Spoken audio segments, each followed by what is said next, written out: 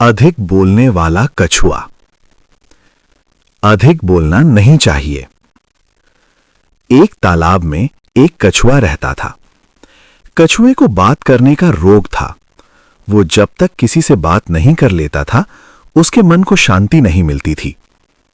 वो जब बात करने लगता तो करता ही जाता था। ये सोचता नहीं था कि उसकी बातें सुनने वाले को अच्छी लग रही हैं या नहीं। तालाब के किनारे दो बगुले भी रहा करते थे। कछुए ने बगुलों से मित्रता कर ली थी। वो प्रतिदिन बगुलों से देर तक बातें किया करता था। बात करने में वो बहुत ही उत्साही था। बगुले कछुए से बातें तो करते थे, पर कभी-कभी उसकी अधिक बातों से ऊब भी जाते थे, क्योंकि वो बिना रुके लगातार बोलता रहता था।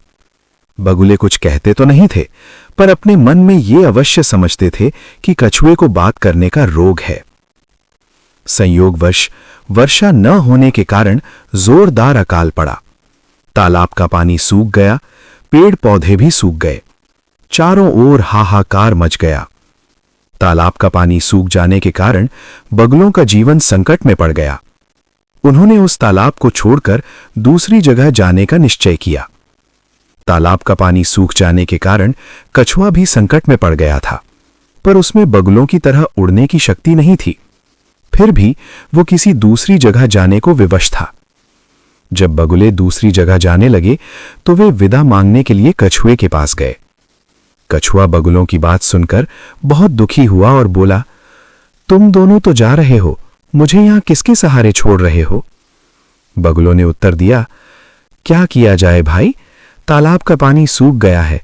यहां अब जीवन कठिन है। हमें भी तुम्हें छोड़ते हुए दुख हो रहा है, पर विवशता है। कछुआ बोला, हां, बात तो ठीक कह रहे हो, पर क्या तुम दोनों मुझे भी अपने साथ नहीं ले चल सकते? बगुलों ने कहा, तुम हमारे साथ कैसे चल सकोगे? हमारी तरह तुम उड़ तो सकते नहीं। कछुए ने सोचते हुए कहा, हां, तुम्हारी तरह उड़ तो नहीं सकता, पर एक उपाय है।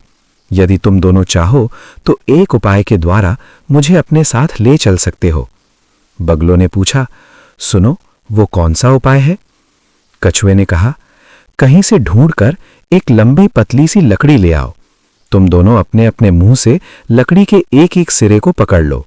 मैं लकड़ी को बीच से मुंह में पकड़कर लटक जाऊंगा।